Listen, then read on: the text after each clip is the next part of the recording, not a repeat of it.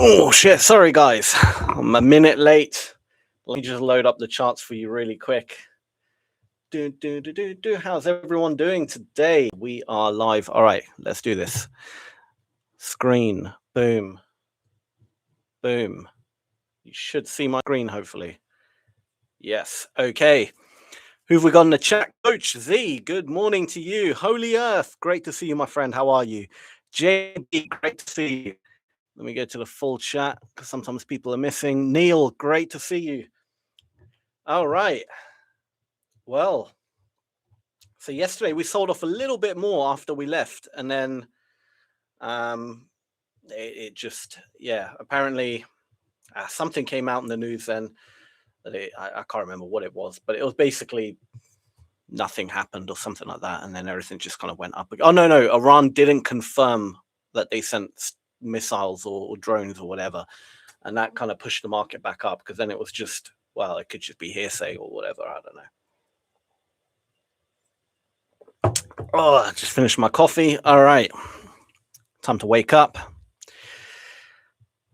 Let's have a look at the market and see what we can do here in terms of levels. I'm going to switch to the 15-minute really quick, see if there's any nice little gaps. I mean, it's very bullish, this market. So I'm pretty much, again, I think we're at all-time highs. I think we would be at all-time highs. We absolutely are. Let me just double check this. Yeah, we are all-time highs. Damn. Okay. We're in unexplored territory right now. That's always fun. I hate all-time highs because it's very hard to short all-time highs. But we got a nice little gap here that I can imagine we could probably dip back into, and then maybe we can buy off it. But again, it's just going to have to be pure footprint trading. There's nothing above us that I can place any levels to. So we're going to have to just look at the volume, highs, lows, general structure, see people get stopped out, and just trade the footprint like a madman. So I'm going to bump this up to 16. All right. I think we are ready. Let's do this. Good morning, everybody. I see Mark's in the chat. Good morning, my friend. Nifa, great to see you. Kova, good morning. Highland, everyone's back. Beautiful. So, guys, just to let you guys know, in 3 p.m. UK time, which is about 20-something minutes, 26 minutes, I'll be live on Boris's channel from BK Traders. Let me get the link up. So I'll be joining their stream in about 20 or so minutes. Let me just pause their stream. So I'll drop a link to the actual stream. So I'll be here for like 20 or so minutes, and then when this stream ends, I'm going over to his stream, so you can catch me there. Good morning, Manish. Nifa says her bias is bullish. Absolutely. Definitely bullish today by the looks of it. But anything can change, and that's the beauty of trading, right? So let's take a look at the open. Have I got my pen tool? I do. So the open was this candle here. A few sellers coming in, a few buyers, very kind of balanced. If you actually look at the overall volume as well, a little bit more sell pressure, but generally quite balanced. Sellers tried to push the market down, completely got annihilated. This is obviously going to be a lot of stops as well, potentially getting hit.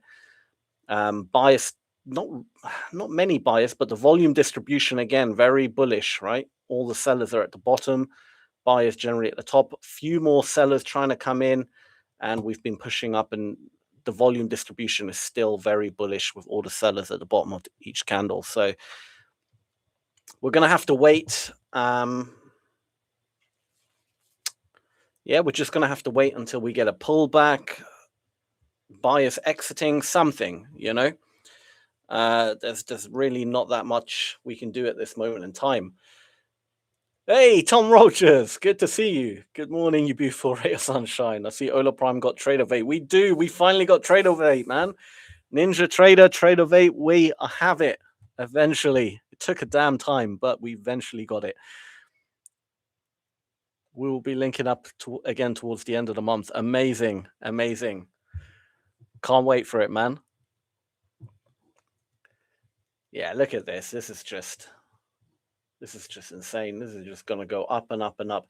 The thing is, it's hard to know where it will stop. I mean, 2,800 on the dot seemed like a good psychological level, but we just crossed that on the open. So, I mean, it could even the psychological level didn't really hold, because normally nice round numbers like 28,000 on the dot would be quite good, but yeah, that didn't do much. But I'm going to put 28,000 on the chart because it's such a round number, such a good psychological level. If we do retrace to it, I can imagine, again, it's near the open, it's on the open candle actually. We could see some defensive play and maybe bounce off it again. But until then, right now, the volume is relatively low. We do have some news coming out later, but this doesn't really move the markets much. Well, PMI sometimes does, but the JOLTS job openings, that really never does much, to be fair. I've hardly ever seen much movement on that. So I'm not too worried about the news. Tom says, I've got a buy order resting at previous day value area high. If it gets there, I'm in on regular trading hours. If it gets there, I'm in. Right now, looks like we're rocketing up. We definitely are, man. We definitely are. So if we have sellers on bottom and buyers on top, that's a bullish setup. It just means it's not so much like jump in for a buy. It just kind of confirms that every time sellers come in, like the volume distribution, imagine if you're a seller, you're getting stopped out. If you sold here, you're getting stopped out. It's when it starts switching, then you can kind of start seeing, all right, fine, maybe it's time for a pullback or something. But while the candles, like every candle, the majority of sellers are at the bottom and it's a bullish candle and buyers at the top, that means buyers are able to keep pushing it up. You see how we're slowly, potentially maybe switching now, where it's not a lot of buyers. It's a small amount of buyers, but we're slowly starting to get below these buyers here and sellers are slowly coming in. This might start switching the volume. Now, it doesn't mean it's going to be bearish and we're going to get a downtrend or anything like that. But, this would be like if you were in that position, in a bullish position, it's your first red flag, basically, of, or maybe this might be where failure happens. But the best thing to do is again, just try and think about everything logically. Like all this sell volume, is that real sell volume? Probably not. It's probably a lot of these buyers getting trailed out, right? These are real buyers. Again, buyers are happy to keep buying it, so it's not terrible right now for the bulls.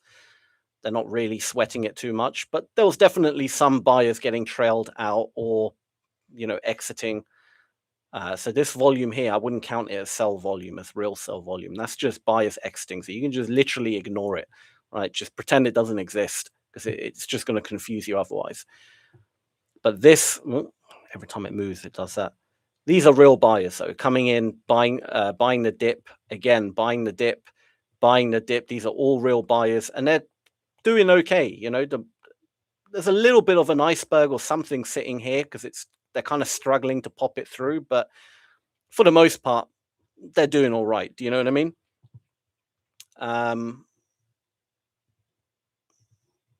So again, I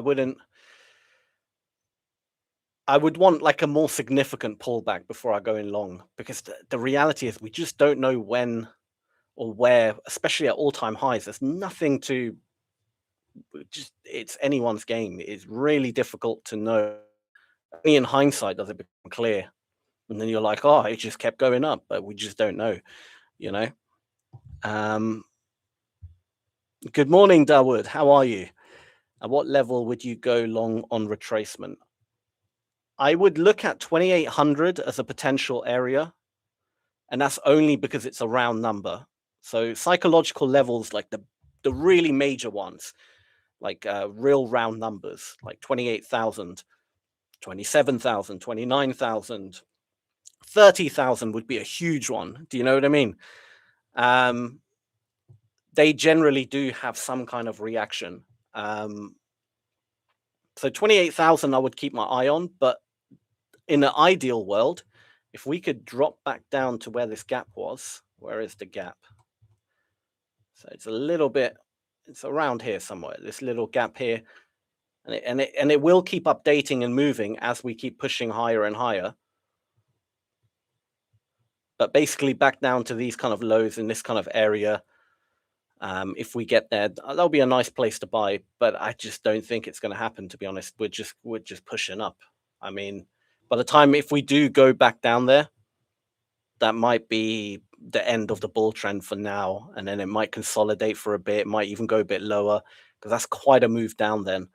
So maybe in this area here now would be potentially a good pullback, which I believe is literally there. So we've already had it, but you just got to let it play out, unfortunately, and wait. And it's kind of hard to predict exactly where the pullback, where will be a good place to jump in again. What we want to see is essentially like, look at that again. This is definitely profit taking of some kind here. That 300, we crossed over the high. It's definitely profit taking, stops getting hit, things like that from any sellers that did come in. I don't think there was that many sellers. These are, again, buyers getting trailed out potentially. Or these were breakout buyers. It could potentially be that. These could have been breakout buyers because of how bullish we are. And they're getting potentially trailed out or stopped out. So what we want to see is we just want to see the buyers kind of give up a little bit. The moment they start giving up, we'll have a retracement. Once we have a retracement and then we start seeing buyers come in heavy again, that's our cue to jump in. And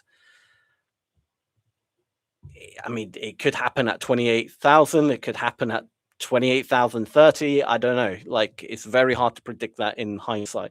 It's very hard to predict exactly where that's going to happen. You might have an idea of where you'd want it to happen, like the point of control here would be a great place.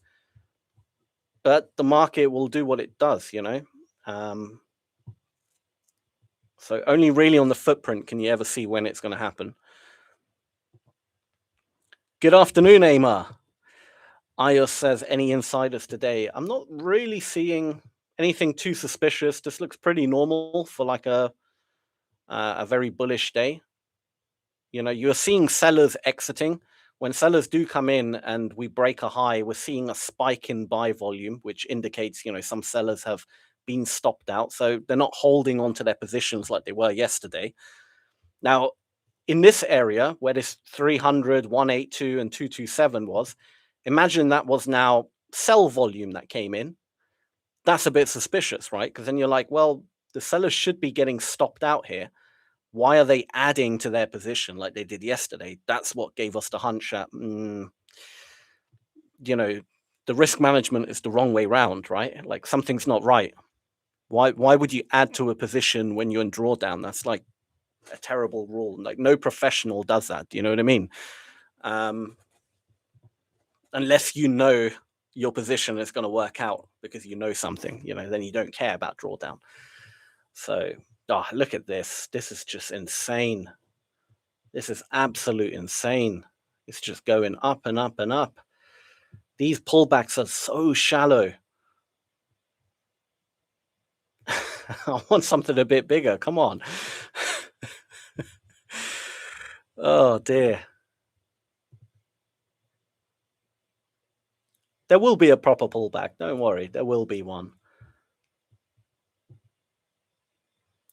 And the only reason I'll say don't chase the market is because 9 times out of 10 that doesn't work when you chase the market. Like if you were to just jump in for a buy, don't get me wrong, it might work out in this case scenario.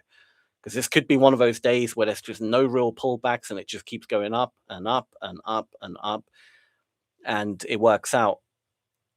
But most of the time, when you chase the market, when it's just broken like a little high, there's some sort of pullback and then you get stopped out and then it goes in your direction. Like, do you know what I mean? It's dangerous to do that.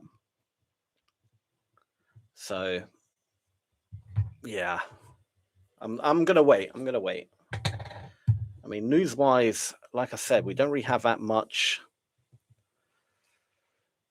coming out. There's not really been any news about the war, like nothing really major. Yeah, it's all a bit. I mean, I'm surprised we're going up so much, to be honest. I'm surprised it's that bullish today. Nothing's really majorly triggered this, so I don't know. Who knows? We'll see. But we'll get something. We'll catch something at some point. We shall do it. Yeah, these buyers are still buying it up. And the volume distribution has never really significantly changed. It's always been bullish so far. Like if you just squint your eyes and you look at roughly where the red is, and you can kind of see the reds in the lower half of every candle.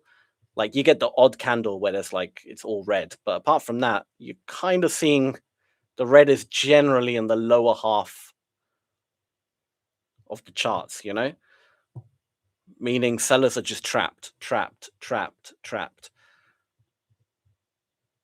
So until you start seeing that shift happen, only then would it be okay to potentially short it. But you wouldn't want to short or chase the sellers right now. Like, even though it looks tempting sometimes, like, oh look, 100, let's jump in for a short. That you probably get eaten up in this market. Because again, I don't think it. Most of the sell volume we're seeing is probably not real. There's no real intent behind the sellers. Like, did you see how that spiked to like 130? And it was a very similar number to these buyers here. You just know that's these buyers getting stopped out at break even. Like it wasn't even real sellers. Do you know what I mean? This might be an element of real selling, but again, it's probably some of these buyers getting stopped out. Do you see what I mean? Just at break even. But it looks like we're getting a bit of a pullback here.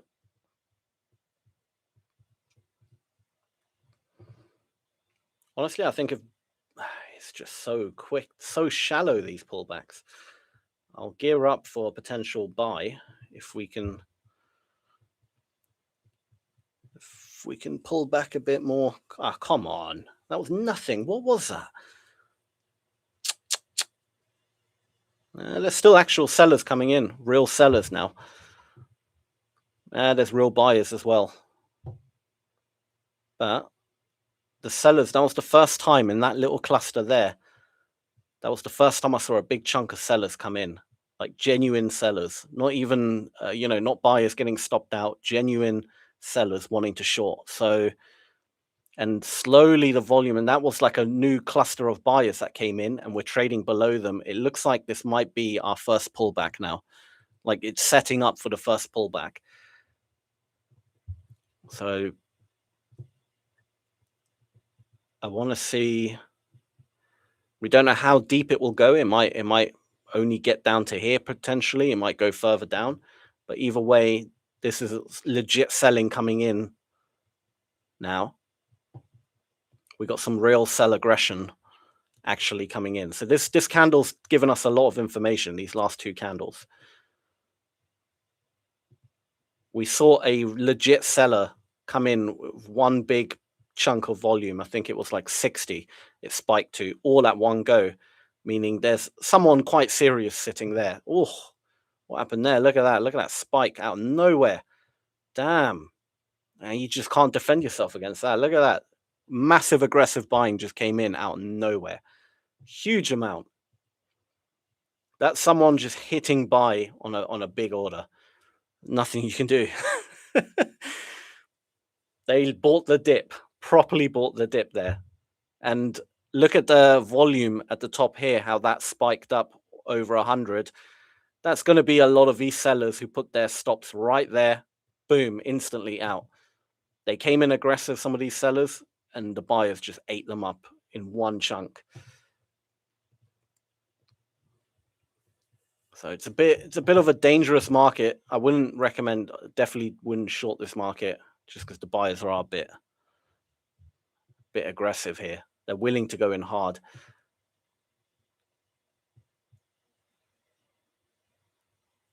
There could have been something news related potentially. I know it wasn't. By the looks of it, nothing. 46. No, it wasn't news related by the looks of it. So It's just, yeah, people want to buy it up for some reason. And you can see exactly where they kind of bought.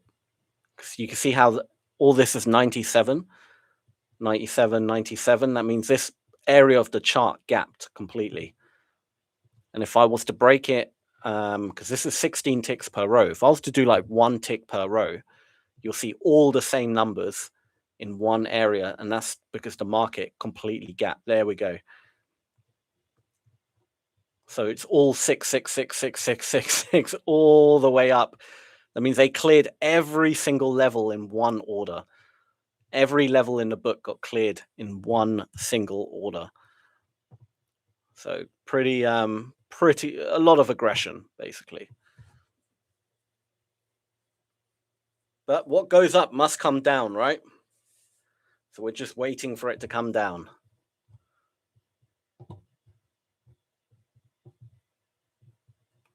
So again, we're trying to break down the volume, trying to figure this out. That little cluster at the top here, that's these sellers getting stopped out. They're out the market now, so these sellers are gone. They got stopped out. There was clearly a big buyer in this region here somewhere that gapped the market. We know that's probably going to be some level of support potentially. Sellers coming in again, right? So there are some sellers now that there seems to be some bigger sellers willing to jump in for whatever reason. So let's see. Oh, that was interesting right there. That was really interesting. Where that 70 is, here, that spiked up to 200 on the buy side and instantly dropped back down to like 40. That to me is usually a good sign that a big seller is in the market and it's probably going to go down for a bit. As crazy as it sounds, like I wouldn't want to short it just because of that annoying buyer who's coming in really aggressive and we know he's down there. But normally in a normal market, if it wasn't that bullish, I would short this. And I would have a stop, just above. I would have here. I'd want to short it here where that happened, get in and maybe target, one of these lows or just trail it and to see how far we can go. But that I'm not going to short it because let's be honest, it's a very bullish market and that buyer could jump in at any second and get it back up again. But on a normal kind of, day-to-day market, that area there, that was very interesting. That to me, at least I think there will be some kind of a pullback now. That was the first time we saw some serious, some seller really took it serious here. Maybe I should have shorted it. It's actually dropped quite well nicely. And now look at the volume distribution. Are you noticing slowly how the buyers are now stuck at the top? And we know there was a lot of buyers here because that was 200 at one point and it instantly dropped to 40. Damn, that would have been an all right short, to be fair, as a quick scalp. Oh, and that buyer is out the market. You see that buyer get stopped out? How it spiked to 200? That buyer who moved that market up and gapped it, they're dropping out as well. Oh, God, this would have been a great short. Never mind. I thought, surely that buyer will defend. Well, he is defending. They're coming in again in this area, the buyers. They're coming in very aggressive again. But if they fail, we're dropping even more. That actually would have been a nice short.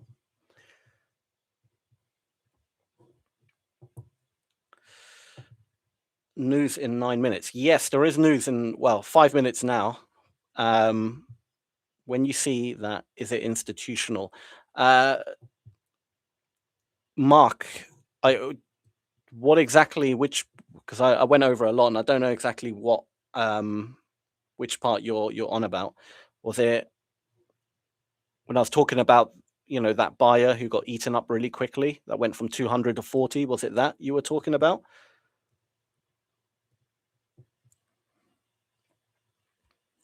Hey, Sammy, so good. So a good practice can be to wait the next candle to confirm the interest of the seller's buys and discard stops, right? Absolutely, Kova. Absolutely. It's good practice to kind of wait for the next candle and see whichever candle is trading within like the high and low of the last candle, that volume is legit. That's legit volume, you know, because it's not going to be stops or take profits because they would have already been triggered. So you can kind of like this 162, we know that's real buying. This 109, we know it's real buying because you know we've already traveled in that area. So it's not going to be a stop, it's not going to be a take profit, nothing like that. These are real buyers trying to get the market up now, you know. So if they fail and become weak or whatever, but they seem to be doing okay now, actually. They seem to have gained control again. But hypothetically, if they start failing and sellers were to come in and get below them, it wouldn't be a bad short again. Do you see what I mean? For another leg.